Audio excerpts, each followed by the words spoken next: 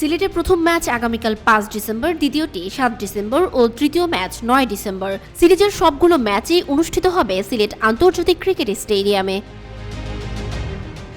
বাংলাদেশ ও Ireland নারী দলের মধ্যকার ৩ ম্যাচের টি-20 সিরিজের ট্রফি উন্মোচন করা হয়েছে।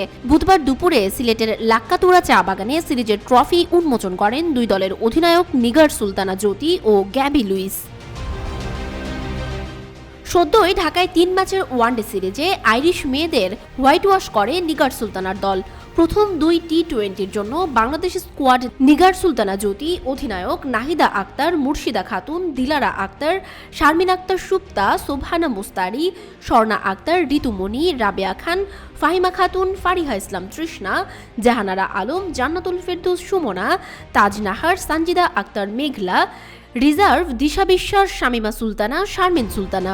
প্রথম ম্যাচটা অনেক বেশি ইম্পর্টেন্ট, কারণ আমরা জানি যে প্রথম ম্যাচ যদি আমরা ভালো করতে পারি সেই গোলটা ধর ওডিআইতে যেটা হয়েছে যে ভালো প্রথম ম্যাচটা ভালো করার কারণে কিন্তু টি-20-তে সেম জিনিসটা থাকবে আমাদের মাথায়, যে আমরা প্রথম ম্যাচটা খুব ভালোভাবে জিততে পারি, যেন সেটা টোটালি পুরো টুর্নামেন্টটা যেন আমাদেরকে আমরা অনেক বেশি পজিটিভ দেখেন, কনফিডেন্ট আছে কিন্তু ওভার কনফিডেন্ট না। কারণ হচ্ছে আমি চিন্তা করি এটা যে আমাদের আমার একটা টিম যেখানে দল ওয়াইজ যদি পারফরমেন্স করা হয়, সবাই মিলে যদি কন্ট্রিবিউট করে সেই ক্ষেত্রে ম্যাচ জেতার সম্ভাবনাগুলো বেড়ে যায়। আমি বলবো না যে অনেক ভালো কিন্তু অনেক ভালো খেলে ফেলবে, অনেক ম্যাচ একদম ডিরেক্ট ম্যাচ জিতে তা কিন্তু না, বাট বেটার ক্রিকেট খেলতে হবে।